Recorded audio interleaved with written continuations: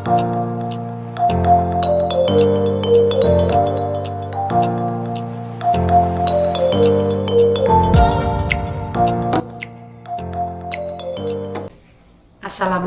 warahmatullahi wabarakatuh. Salam sejahtera bagi kita semua. Saya Meti Asmike, SEMM.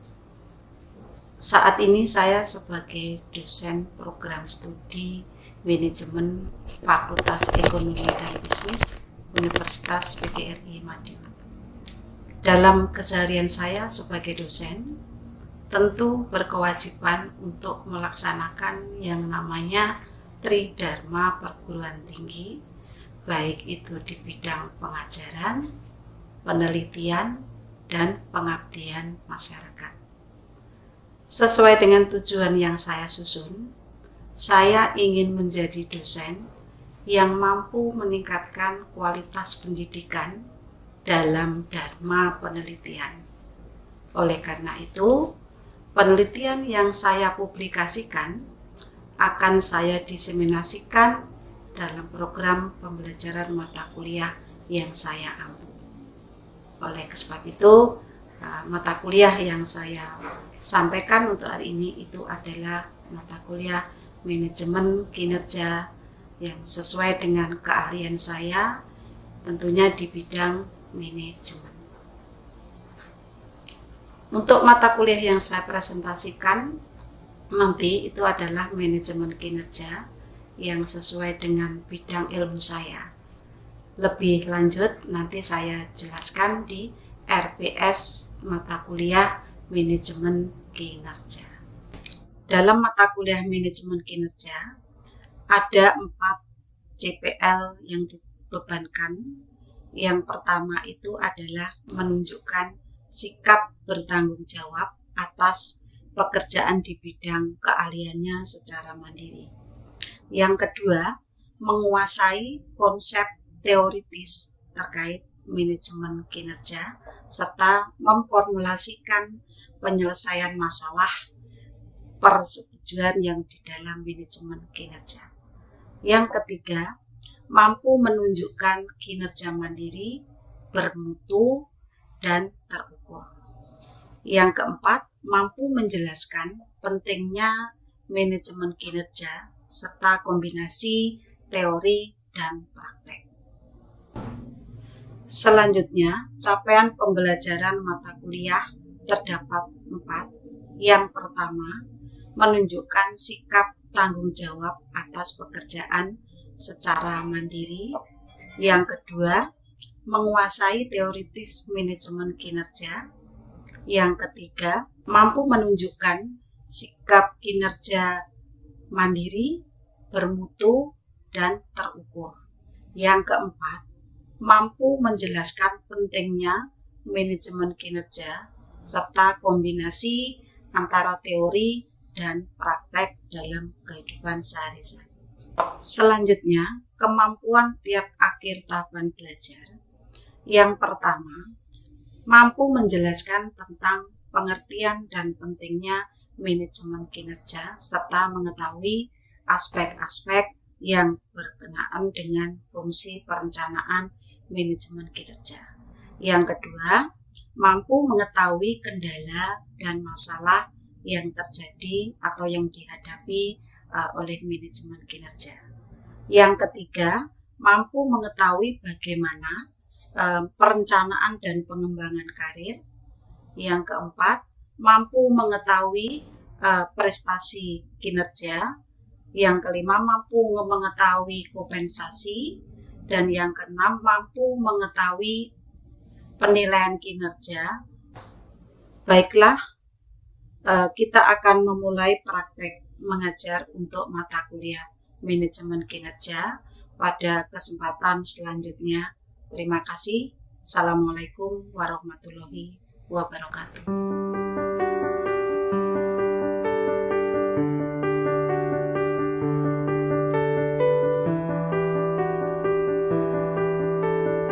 Terima kasih. Assalamualaikum warahmatullahi wabarakatuh. Waalaikumsalam warahmatullahi wabarakatuh.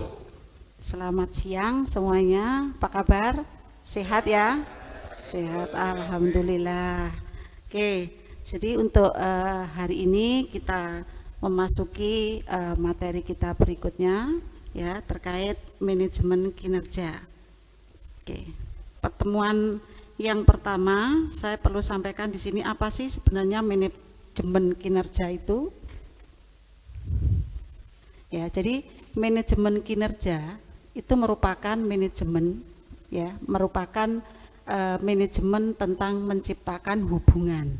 Maksudnya menciptakan hubungan dan memastikan komunikasi antara siapa?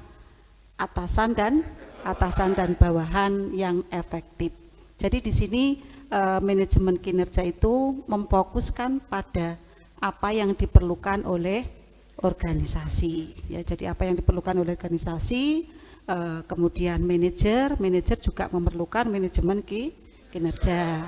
Terus kemudian karyawan atau pekerja. Jadi manajemen kinerja itu memfokuskan pada organisasi, manajer dan karyawan atau pekerja. Oke. Berbicara manajemen kinerja, tentu kita mengetahui bagaimana nanti kinerja di dalam organisasi itu bisa dikelola, ya, bisa dikelola untuk memperoleh apa? Hasil. Jadi hasilnya apa?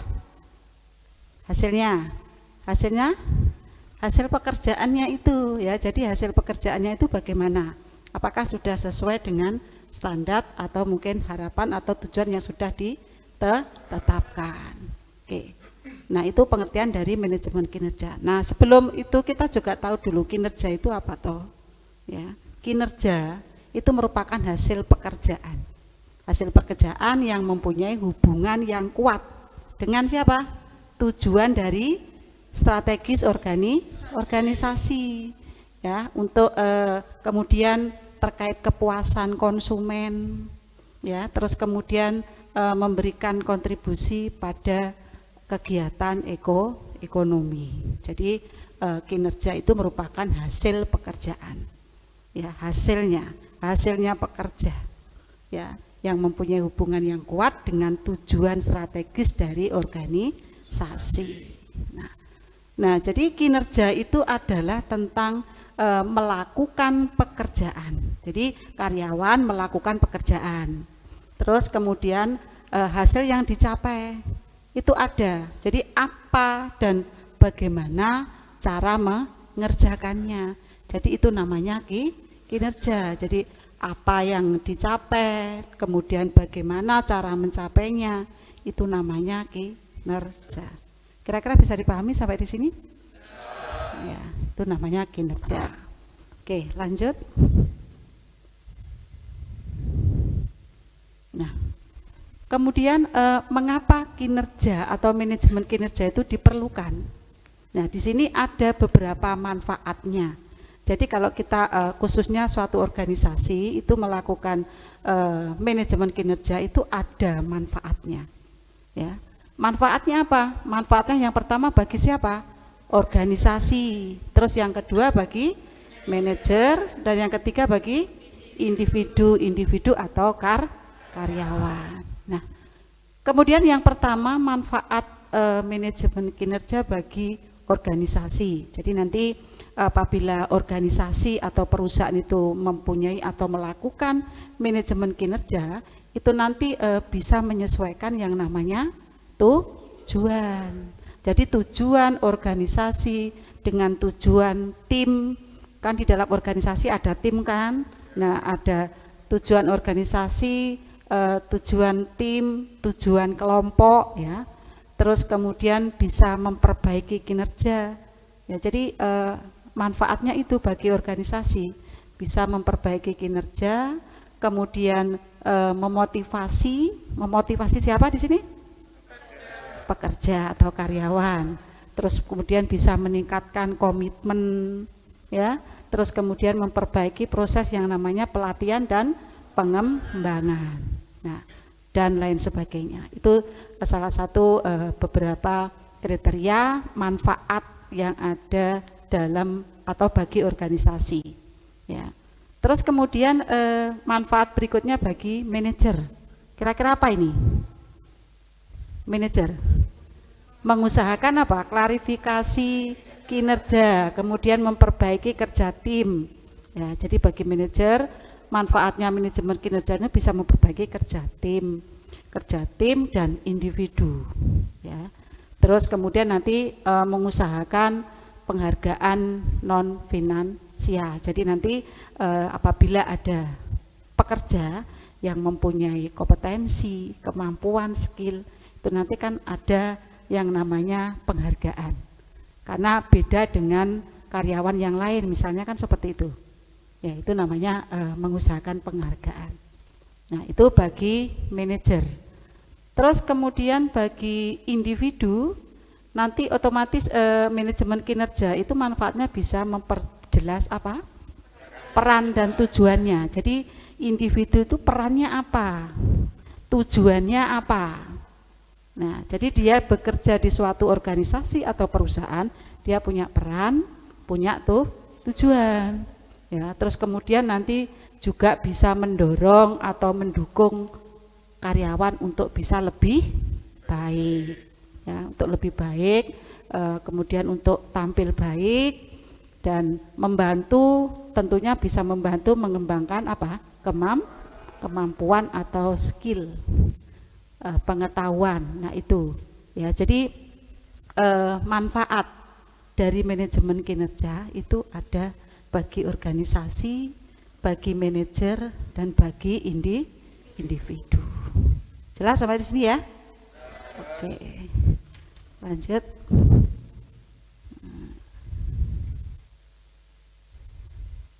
Nah, sekarang prinsip dasar. Nah, di dalam manajemen kinerja itu ada prinsip dasarnya. Ya, prinsip dasarnya itu apa? Prinsip dasar manajemen kinerja ini merupakan pondasi. Pondasi ki apa? Apa pondasi? Pondasi, ya, dasar, gitu. Jadi prinsip dasar dari manajemen kerja ini merupakan pondasi yang kuat bagi kinerja organisasi. Tanpa adanya prinsip tidak mungkin suatu organisasi itu bisa berkuat atau berkembang, atau mungkin bahkan berjalan dengan baik. Nah, seperti itu. Nah, kira-kira prinsip dasar manajemen kinerja di sini apa? Pondasinya apa? Pertama, bersifat strategis. Strategis di sini artinya manajemen kinerja itu kan luas. Ya, jadi dalam suatu organisasi kan ada tujuan. Nah, tujuannya otomatis untuk tujuan yang jangka ke depan, jangka panjang. Jadi tujuannya bersifat strategis nanti. Terus kemudian yang kedua, merumuskan tujuan. Jadi sebelum manajemen kinerja atau perusahaan itu berjalan, kita harus rumuskan dulu tujuannya. Kira-kira tujuannya untuk apa? Kita mendirikan suatu organisasi atau perusahaan, kita harus mempunyai itu tujuan. Iya apa tidak? Nah, jadi harus punya tujuan. Merumuskan tujuan dulu. Nah, tujuannya kita nanti untuk apa? Organisasi yang berkembang dalam dunia bisnis atau mungkin dalam dunia jasa atau mungkin dalam dunia lain. Jadi harus kita tentukan dulu tujuannya. Ya, tujuannya. Terus kemudian menyusun perencanaan. Setelah tujuan ditentukan, nanti disusun perencanaan. Perencanaannya apa? Ya, dan nanti kira-kira apa yang mau kita harapkan, ya, apa yang mau kita mau di dalam organisasi, kita rencanakan dulu. Kita buat rencananya dulu. Oke, gitu ya. Terus kemudian setelah rencananya tersusun, nah nanti mendapatkan umpan balik. Umpan balik di sini apa maksudnya? Jadi karyawan dan atasan dan bawahan itu nanti akan memberi umpan baliknya, gitu. Nah, itu seperti itu. Jadi ada umpan baliknya. Apa perannya karyawan bawahan terhadap atasan, begitu juga bagaimana nanti perannya atasan itu terhadap bawahan. Jadi ada atau umpan baliknya itu ada, mendapatkan umpan balik. Ya. Terus kemudian melakukan pengukuran melalui perbaikan kinerja. Jadi kinerja kita karyawan itu pasti selalu diukur. Ya. Alasannya diukur untuk apa? Karena untuk mengetahui yang namanya kinerjanya dia itu sampai di mana, ya, apakah dia sudah bagus sesuai dengan tujuan yang diharapkan atau belum. Nah itu jadi diukur. Kalau memang dia kinerjanya kurang bagus, berarti perlu yang namanya perbaikan kinerja dulu. Nah itu, jadi itu prinsip dasarnya dari manajemen kinerja. Jadi kita pasti melakukan yang namanya pengukuran kinerja. Ya. Terus kemudian prinsip dasar berikutnya sifatnya berkelanjutan. Nah berkelanjutan di sini bagaimana? Jadi ini berkelanjutan itu tidak berhenti, jadi terus berlanjut, jangka panjang, ya, tidak berhenti. Jadi untuk memperbaiki kinerja itu berlanjut. Tidak ada mandeknya kecuali kalau perusahaan atau organisasi itu bangkrut tutup. Nah itu baru mandek, berhenti ya. Kalau tidak berhenti ya sifatnya manajemen kinerja itu berkelanjutan. Nah, terus kemudian menciptakan budaya. Nah menciptakan budaya di sini jadi karyawan, pekerja itu harus mempunyai budaya. Jadi dibiasakan dengan berbudaya yang baik, gitu. Nek karyawannya punya budaya baik, otomatis nanti generasi berikutnya itu juga akan ikut. Nah itu namanya budaya. Jadi budaya itu harus diapakan, dilestarikan apa piye? Ya, tidak bisa punah itu namanya budaya itu ya. Nah itu, jadi kita harus mempunyai budaya. Organisasi perusahaan itu harus punya budaya. Budaya ini sing budaya apik apa budaya elek gitu kan. Jadi yang perlu kita pahami ya budaya sing baik kan, seperti itu ya. Jadi nanti menciptakan budaya di dalam organisasi itu juga prinsip dasar ya. Iya, nah itu ya. Jadi harus ada itu budaya apa, budaya terkait pekerja itu budayanya harus dibiasakan.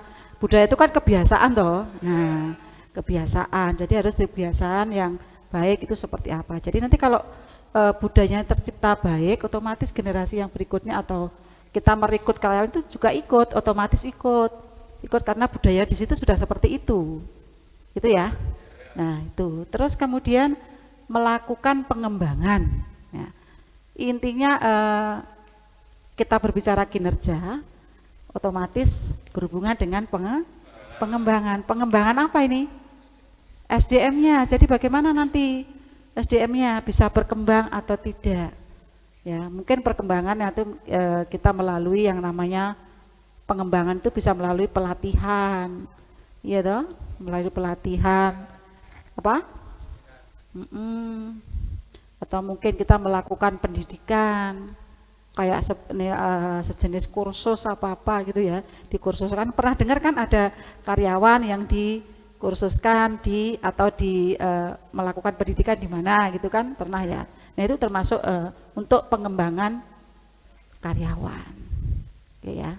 Nah itu prinsip dasar dari manajemen kinerja. Oke, lanjut. Nah, ruang lingkup. Jadi di dalam manajemen kinerja itu ada ruang lingkupnya. Ruang lingkupnya apa? Pertama ada masukan, terus proses, terus keluaran, dan yang keempat manfaat. Nah, ruang lingkup yang pertama masukan. Ya, masukan di sini kita memerlukan masukan. Masukannya dalam bentuk apa? Dalam bentuk tersedianya kapabilitas dari SDM. Jadi kapabilitas SDM baik sebagai individunya maupun sebagai timnya. Nah ya, terus kemudian kapabilitas ini bisa diwujudkan dalam bentuk pengetahuan, terus keterampilan, kompetensi. Nah itu yang dimaksud dengan tersedianya kapabilitas SDM. Nah, jadi kita ngomong kinerja ya otomatis kita tahu SDM ini sing piye sing mau dibutuhkan itu ya. Jadi kapabilitasnya SDM itu seperti itu, ada kemampuan pengetahuan, keterampilan, dan kompetensinya. Nah itu. Terus itu masukan. Terus yang kedua proses. Nah, kalau proses itu nanti pelaksanaan kinerja tentang bagaimana kinerja dijalankan. Itu namanya proses. Ya. Jadi prosesnya nanti seperti apa? Kinerja yang dijalankan di dalam organisasi atau perusahaan itu prosesnya seperti apa? Nah, itu. Terus kemudian yang ketiga ada keluaran. Nah, keluaran ini merupakan hasil kerja. Jadi hasil kerja organisasi. Kita ngomongnya kan organisasi ya, perusahaan bukan individu. Jadi keluaran di sini merupakan hasil kerja organisasi. Ya, jadi nanti dapat lebih besar atau mungkin lebih kecil keluarannya dari tujuan yang sudah ditetapkan. Ya, jadi nanti keluarannya kerja itu bagaimana? Sidik opo akeh, ya, dari tujuan yang sudah ditetapkan. Tentunya kalau semakin banyak keluarannya otomatis semakin bagus baik organisasi itu. Kalau sedikit perlu adanya perbaikan. Nah, itu ya. Nah, itu terkait keluaran. Nah, dan yang keempat ada manfaat. Manfaat di sini itu nanti memperhatikan manfaat atau dampak dari hasil kerja, Nah, ini sifatnya bisa positif, bisa negatif. Contohnya apa nek positif? Ayo Ram, apa Ram? Contohnya yang kinerja yang hasil kerja yang positif. Berarti kerjane piye kerjane? Nah, terus disiplin, baik. Terus target hasil kerjanya juga sesuai target yang ditetapkan. Nah, itu ya. Jadi sifatnya nanti hasil kerja itu bisa positif, bisa negatif. Nek sing negatif sing piye? Ele-elean. Nah,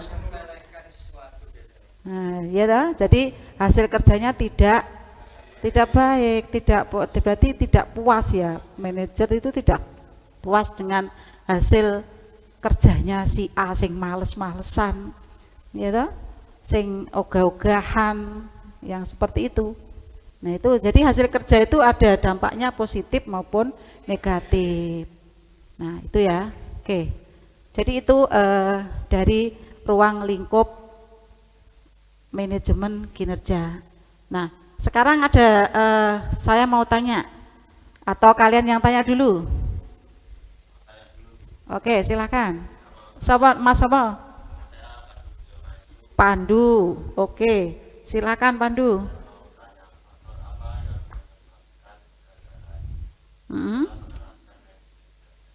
Oke, jadi faktor-faktor yang bisa menyebabkan kegagalan ya. Yang namanya kerja itu kan ya pasti ada gagal, ada tidaknya ya. Nah, kegagalan dalam manajemen kinerja itu bisa disebabkan karena apa? Hambatan karena visi. Visi itu kan ada tujuan ya. Organisasi itu kan ada tujuan. Lah, setiap anggota yang ada di dalam organisasi itu kan tidak semuanya bisa memahami. Ya. Jadi antara A, si B, si C ini pengetahuan terkait tujuan itu kan berbeda-beda persepsi. Nah, itu. Jadi banyak yang tidak paham atau mungkin tidak tahu. Nah, itu termasuk hambatan dari visi tujuannya. Ya, tergantung dari manusianya atau anggotanya yang ada di dalam organisasi. Nah, itu terkait hambatan visi. Nah, terus kemudian hambatannya lagi ada di orangnya. Ya, orangnya itu apa maksudnya orangnya ini? Orangnya, banyak orang di dalam organisasi yang memiliki tujuan yang tidak terkait orang sesuai karo tujuannya organisasi, ya toh? Nah, tidak sesuai, itu tergantung orangnya. Jadi tujuannya ini arahnya ke sana, tapi dia enggak. Nah, itu, ya itu tergantung hambatan dari orangnya. Terus kemudian hambatan yang pertama tadi apa? Hambatan visi tujuannya. Terus kemudian kira-kira apa lagi ya hambatan yang ketiga? Ada lagi enggak? SDM-nya kira-kira apa ya? Ada kan? Kan SDM itu kemampuan, kompetensi orang kan berbeda-beda toh. Nah, pasti ada hambatan juga. Gitu. Jadi mungkin pengetahuannya si siapa Mang? Pandu karo Dani berbeda. Otomatis pemahaman juga berbeda. Terus kemudian kerjanya pun juga berbeda. Nah, itu jadi hambatan di SDM-nya. Di hambatan di karyawannya, manusianya. Ya. Nah, itu faktor-faktor yang bisa menyebabkan kegagalan dalam manajemen kinerja. Jadi intinya itu dari intern organisasi. Jadi orang-orangnya, SDM-nya yang kurang paham, kurang tahu, mungkin kompetensinya juga ya. Kompetensinya kan masing-masing berbeda. Nah, itu mungkin seperti itu. Ya. Terus atau mungkin juga terkait hambatan manajemennya. Ya, manajemennya kan tentunya tetap berbeda. Nah, itu. Oke. Jadi itu faktor-faktor yang bisa mempengaruhi kegagalan dari manajemen kinerja. Nah, sekarang dari paparan yang saya sampaikan dari awal tadi, kira-kira bagaimana menurut pandanganmu ya, menurut pendapatmu, pandanganmu bahwa karyawan itu adalah salah satu partner. Karyawan adalah salah satu partner. Piye kira-kira pandanganmu terkait itu? Ya, siapa namanya? Oke, silahkan Mas Ramadan. Menurut saya karyawan sebagai partner itu sangatlah baik, karena dalam suatu perusahaan itu harus ada yang namanya saling menghargai. Nah, dari situ kalau kita memandang karyawan sebagai partner itu malah kesannya kayak wah kita kerja sama ini dan partner bagus dianggap bawahan gitu bukan. Kalau bawahan kan kita kayak saya bos terus ini teranggap remeh gitu kan. Tujuannya itu sudah tercapai. Dan tujuan itu yang disampaikan Bu Menti tadi budaya juga budaya itu harus menerapkan seperti SOP saling senyum Oke, jadi intinya partner itu adalah juga penentu dari tujuan organisasi. Oke, terima kasih Mas Ramadan. Oke, kira-kira itu ya terkait manajemen kinerja, bagaimana prinsip-prinsip dasarnya, terus mengapa kok manajemen kinerja itu perlu dipelajari khususnya dalam organisasi. Nah, itu pentingnya seperti apa itu ya. Oke, kalau tidak ada pertanyaan lagi, mungkin pertemuan hari ini saya akhiri dulu. Sampai ketemu minggu depan, kita lanjutkan di materi berikutnya. Terima kasih atas kehadirannya semua ya. Sampai ketemu minggu berikutnya. Terima kasih. Assalamualaikum warahmatullahi wabarakatuh.